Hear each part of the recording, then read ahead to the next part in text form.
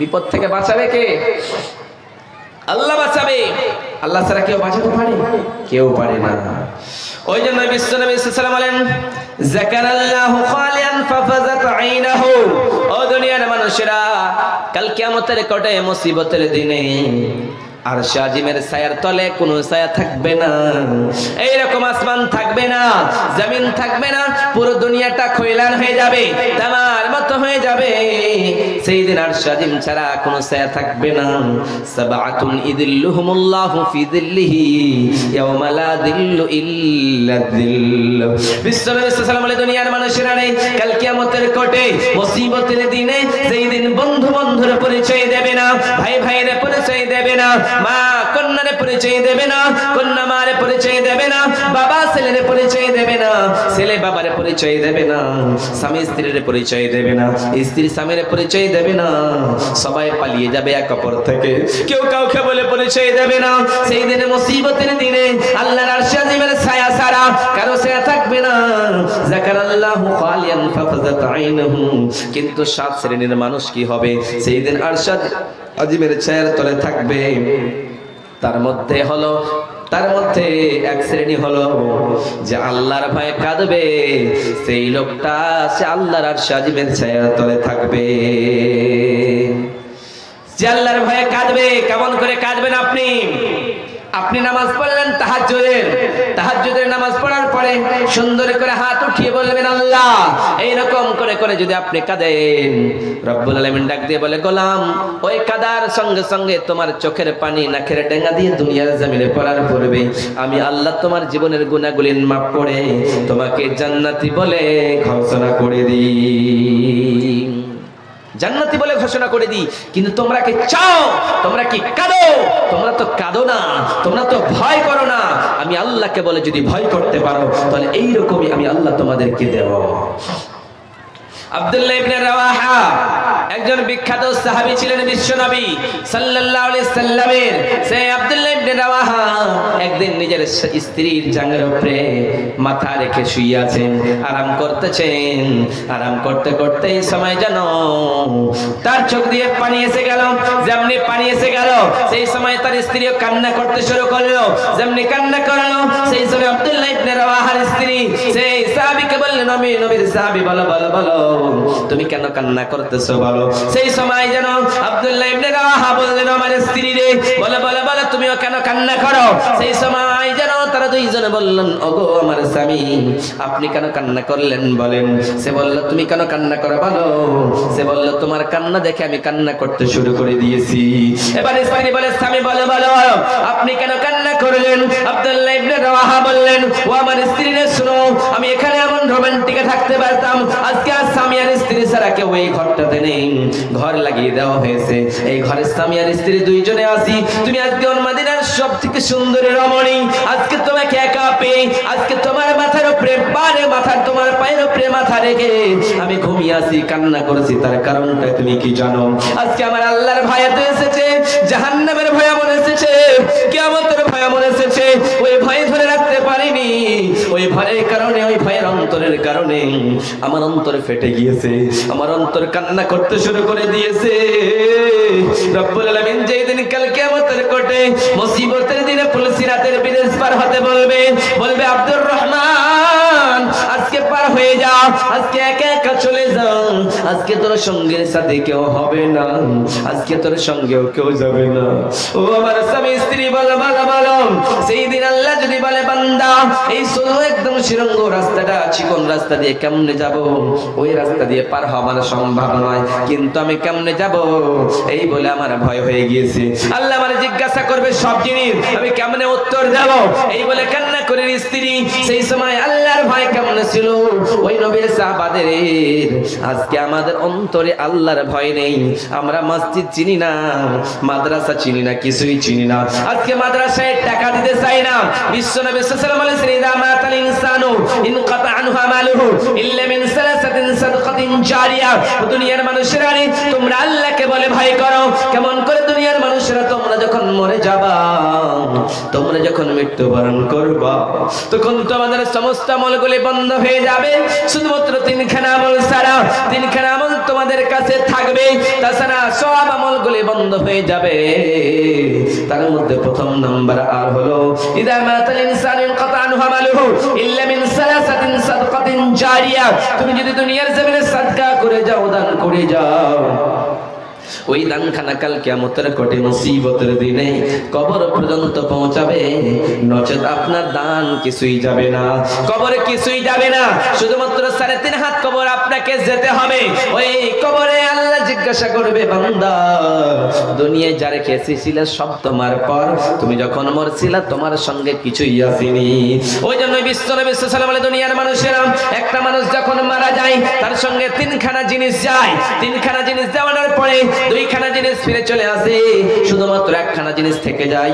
তার সঙ্গে যায় তার আত্মীয় স্বজন, আহাল পরিবার। দ্বিতীয় নম্বর তার সঙ্গে তার মাল যায়। তৃতীয় নম্বর তার সঙ্গে আমল যায়। যখন যখন তাকে মাটি মঞ্জিল করে হয়, যখন তারে কবরে রাখা হয়, সেই লোকটারে কবরে রেখে দেয়। কবরে রাখানোর পরে ওই লোকটার মাল ফিরে চলে আসে, যেই চাদরগুলি দিয়ে যেত, খাটলাটা চলে আসে, সব কিছু চলে আসে, এবং তার পরিবারের ছেলে মেয়ে সবাই চলে আসে। কিন্তু ওই লোকটার আমলগুলি থেকে যায়। দুনিয়ার জমিনে কেমন আমল করেছে, কেমন দান করেছে, কেমন দুনিয়ার জমিনে মাদ্রাসা মসজিদকে ভালোবেসেছে, বিশ্বনবী সাল্লাল্লাহু আলাইহি ওয়াসাল্লামের হাদিসকে কেমন মেনেছে, সেই জিনিসগুলো শুধুমাত্র কবরে থেকে যায়, সব কিছু চলে আসে। বিশ্বনবীর হাদিসটা কেন্দ্র করবে, ইদা মাতাল ইনসানু ইনকাতা আনহু আমালুহু, যখন মানুষ মরে তখন তার সমস্ত আমলগুলি কেটে যায়, সমস্ত আমলগুলি বন্ধ হয়ে যায়। এবার সেই লোকটা কি করে? কবরের জন্য কি করে? তার সঙ্গে কিছুই যায় না, তার সঙ্গে কিছুই যায় না, শুধুমাত্র তার আমল যাবে। আমলটা কি আপনার? যে আপনি দান করলেন, সে আমলটা আপনার যাবে। বিশ্বনবী সাল্লাল্লাহু আলাইহি ওয়াসাল্লামের সাহাবায়ে কেরামদের বলতেন, আজকে আপনার কাছে 10 টাকা, 20 টাকা, 50 টাকা, আজকে সম্পদ কম রয়েছে। বিশ্বনবী সাইয়েদনা বেলালকে ডাক দিয়ে বলে, বেলাল আনফিকি বেলাল। যে বেলালের মতো গরিব সাহাবী, সাইয়েদনা বেলাল সব থেকে মদিনার সব থেকে গরিব সাহাবী বেলাল, যেই বেলালের একখানা চাদর ছাড়া দ্বিতীয় কোনো চাদর ছিল না, যেই বেলালের অন্তরখানা এত আল্লাহর ভয়, অন্তরখানা ভালো, আবার চামড়াখানা কালো, আবার এইরকম আবু লাহাবের চামড়া চিকন ছিল কিন্তু অন্তরখানা খারাপ ছিল। কিন্তু সেই বেলালকে ডাক দিয়ে বলে, বেলাল রে, যেই বেলাল একটা কাপড় পরতো, দ্বিতীয় কোনো কাপড় ছিল না, ওই বেলালকে বিশ্বনবী ডাক দিয়ে বলে, বেলাল তুমি আল্লাহর রাস্তায় দান করো, দান করলে কখনোই কমে না, আল্লাহ বাড়িয়ে দেয়। আপনি দান করবেন, দান আল্লাহ আপনাকে সওয়াব দেবে। এখানে কোন কি আল্লাহর বান্দা আছেন, কোন কি আল্লাহর বান্দি আছেন, এখানে মা বোন অনেক আছেন এবং ভাইরা আছেন। কোন আল্লাহর বান্দা প্রথম নম্বরে বলবেন, মাওলানা এই মাদ্রাসাকে, মসজিদকে, মাদ্রাসাকে কেন্দ্র করে, এই মাদ্রাসার জন্য, নবীর ঘরের জন্য আমি প্রথম নম্বরে 10,000 টাকা দেব। কেউ আছেন? আছেন কেউ? কোন আল্লাহর বান্দা ভাই, ভাই কেউ আছেন? থাকলে তাড়াতাড়ি করে আসুন, কারণ এই ঘরে দান করলে আপনার দান কমবে না। এই দানের বদৌলতে আপনাকে আল্লাহ জান্নাতুল ফিরদাউস দেবে। প্রথম নাম্বার 10,000 টাকা চেয়েছি ভাই। কেউ আছেন? অনেক লোক আছেন এখানে, অনেক দান করনেওয়ালা আছেন, কিন্তু শুধুমাত্র একজন দেখতে চাই, আল্লাহর বান্দা। সেই বান্দার জন্য আমি মুসাফির মানুষ, মুসাফির মানুষ, তার জন্য প্রাণ খুলে দোয়া দেব। ভাই আসুন তাড়াতাড়ি করে, কেউ থাকলে তাড়াতাড়ি করে আসুন। 10,000 দানটা দিয়ে দিবেন। কেউ আল্লাহর বান্দা 5,000 টাকা দেবেন, 5 জন 5,000 টাকা করে। তাড়াতাড়ি প্রথম নম্বর, 1 নম্বরে কে লেখাবেন? আছেন? 5,000 টাকা 5 জন। কোন আল্লাহর বান্দা প্রথম নম্বরে দেবেন, মাওলানা আমি 5,000 টাকা দেব এই মাদ্রাসার জন্য। পরের জায়গা, পরের জমিন, ঘর বানায় আমি রই, আমি তো সেই ঘরের মালিক নই, আমি তো সেই ঘরের মালিক নই। পরের জায়গা, পরের জমি, ঘর বানায় আমি রই, আমি তো সেই ঘরের মালিক নই। ওরে ঘরখানা যার জমিদারি, পাইনা তাহার হুকুম জারি, আমি পাইনা জমিদারের দেখা, ওই পাইনা জমিদারের দেখা, মনের কথা কারে কই, ঘর বানায় আমি রই, ঘর বানায় আমি রই। 5,000 টাকা কেউ দিবেন না? এতগুলি লোক আছেন, 5,000 টাকা চেয়েছি গো। বেশি চাইনি। কোন আল্লাহর বান্দা হলে না 5000 টাকা এই মাদ্রাসাকে ভালোবেসে মাত্র 5000 টাকা চেয়েছি। আসেন আসুন ভাই। সেই নবীর সাহাবাদের ভিতরে বিশ্বনবী সাল্লাল্লাহু আলাইহি ওয়াসাল্লাম বলেন যুদ্ধের ময়দানের জন্য দান করতে হবে। যেমনি বিশ্বনবী সাল্লাল্লাহু আলাইহি ওয়াসাল্লাম বলেন দুনিয়ার মানুষেরা ওমার সাহাবারা যুদ্ধের ময়দানের জন্য টাকার প্রয়োজন আছে, সম্পদের প্রয়োজন আছে, যানবাহনের প্রয়োজন আছে, খাওয়ার প্রয়োজন আছে, কে কি তোমরা দান করবে বলো বলো। সেই তাদের ভিতর থেকে যেন আবু বকর সিদ্দিক, সাইয়েদনা ওমর ফারুক এবং উসমান রাদিয়াল্লাহু তাআলা আনহু এরা সাহাবায়ে কেরামেরা সবাই দান করলো। সাইয়েদনা উসমান গনি রাদিয়াল্লাহু তাআলা আনহু বললেন নবী গো আমি অর্ধেক খাবার দিয়ে দেব, অর্ধেক খরচা দিয়ে দেব গো নবীজি। এবার আমিরুল মুমিনিন খলিফাতুল মুসলিমিন দান করলেন। এবার সাইয়েদনা আবু বকর সিদ্দিক রাদিয়াল্লাহু তাআলা আনহু দান করলেন। শেষবারে বিশ্বনবী বলেন আবু বকর তুমি কি দান করেছো? সেই সময় আবু বকর দান করলেন, বললেন নবী গো আমি এবং আল্লাহ এবং তার রাসূলকে বাড়িতে রেখে সব দান করে দিয়েছি রে নবীজি। কিন্তু আবু বকর একটা এইরকম চাদর দান করার মতো সামর্থ্য ছিল না, যা দান করেছে দিয়েছে, কিন্তু শব্দটা এমন বলেছে নবী গো আমি আল্লাহ এবং তার রাসূলকে রেখে সব দান করে দিয়েছি। সেই সময় আবু বকর বললেন, ওমর বললেন হায় রে আজকে নবীকে টপকে নেব। উসমান বললেন নবীকে আজকে আবু বকরকে টপকে নেব। কিন্তু বিশ্বনবী বললেন আবু বকর ও ওমর ও উসমান বলো বলো আজকেও তোমরা আবু বকরকে টপকাতে পারো নাই, কারণ আবু বকর যে কথাটা বলেছে, যে লাফটা বলেছে, সেই কথাটা যদি এই মিজানের পাল্লায় ওজন করা হয় তাহলে অনেক অনেক ভারী হয়ে যাবে। আছেন ভাই 1000 টাকা করে 30 জন কোন আল্লাহর বান্দা আছেন 1000 টাকা করে 30 জন আছেন? প্রথম নম্বরে কে দিবেন? 1000 টাকা করে 30 জন চেয়েছি গো। প্রথম নম্বরে আল্লাহর বান্দা মাওলানা আমি মাদ্রাসাকে ভালোবাসি, এই মাদ্রাসার জন্য দান করতে চাই, 1000 টাকা দেব। আসুন 1000 না পারে 500 তো দিবেন, কিন্তু আমি 30 জন চেয়েছি, 30 জন চেয়েছি ভাই। আসেন তাড়াতাড়ি করে।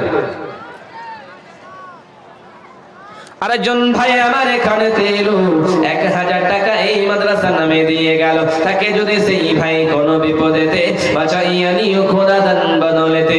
ও গো আল্লাহ দয়াময় পাক রব্বানা মিটাইয়া দিও খোদা জীবনের গুনাহ। ও গো বাড়ি দোয়া করি দোয়া করব কত, আল্লাহ তুমি দেখি দিও নিজের মন মতো রে, নিজের মন মতো। ও বিশাল আকাশের মালিক, ও বিশাল জমিনের মালিক, ও বিশাল পাহাড়ের মালিক, ও বিশাল পর্বতের মালিক রে মাওলা, এক বান্দার কাছে 1000 টাকা চেয়েছিলাম আল্লাহ, সে বান্দা দান করে দিয়েছে মাওলা। সে আল্লাহ যে আশা লইয়া দান করেছে আল্লাহ তুমি আশা মিটিয়ে দিও আল্লাহ। হে আল্লাহ মনের তামান্না নেক মকসদকে আল্লাহ তুমি পূর্ণ করিয়ে দিও, আমিন আমিন আমিন। 2 নম্বরে কোন আল্লাহর বান্দা আছেন? চাদর পাঠান, চাদর পাঠিয়ে দেন ওইদিকে, মহিলাদের ওইদিকে। মহিলারা বিশ্বনবী সাল্লাল্লাহু আলাইহি ওয়াসাল্লাম যখন ওয়াজ করলেন তখন মহিলাদেরকে কেন্দ্র করলেন, ও মহিলার দল। বিশ্বনবী সাল্লাল্লাহু আলাইহি ওয়াসাল্লাম বলেন দুনিয়ার মহিলার দলের আরে আমি যখন জান্নাত দেখলাম আর জাহান্নাম দেখলাম, জান্নাতের ভিতরে এবং সেই জাহান্নামের ভিতরে সব থেকে মহিলাদেরকে আমি নবী বেশি দেখতে পেলাম, সব থেকে বেশি জাহান্নামে মহিলাদের দেখতে পেলাম। কার কারণ হলো তারা দুনিয়ার জমিনে কি করবে? তাসাদদাকনা, তোমরা দান করো, দান করো, দান করলে তোমরা জান্নাতে যাবা। এমন করে কোন মহিলা আছে এই মহিলাদের ভিতর থেকে 1000 টাকা করে পাঠাবে এবং অথবা 500 টাকা করে পাঠাবে, তাদের জন্য আমি প্রাণ খুলে দোয়া দেব। 2 জন হয়েছে, 2 জন হয়ে গেছে। আরেকজন ভাই আমার এখানে ছিল 1000 টাকা এই মাদ্রাসা নামে দান করে গেল, তাকে যদি সেই ভাই কোনো বিপদেতে বাঁচাইয়া নিও খোদা দান বদলেতে। আমিন আমিন আল্লাহ আমিন আমিন। আমাদের দোয়া কবুল করো রব্বুল আলামিন, আমিন আমিন। চাদর পাঠাতে হবে ভাই, চাদরগুলো পাঠিয়ে দেন তো এইদিকে, মহিলাদের ওইদিকে চাদর পাঠান। এবং মা ও বোনেরা আপনারা দান করুন এবং এই মসজিদের জন্য, মসজিদকে কেন্দ্র করে রেখে মাদ্রাসাকে ভালোবেসে আপনারা দান করবেন। এই মাদ্রাসায় দান করলে আপনাদের দান কখনো বিফলে যাবে না। এই দানের জন্য আল্লাহ সুবহানাহু ওয়া তাআলা আপনাদের দান। আরেকজন ভাই আমার এখানেতে ছিল 200 টাকা এই মাদ্রাসার নামে দিয়ে গেল, তাকে যদি সেই ভাই কোনো বিপদেতে বাঁচাইয়া নিও খোদা দান বদলেতে। আমিন আমিন আল্লাহ আমিন আমিন। আমাদের দোয়া কবুল করো রব্বুল আলামিন, আমিন আমিন।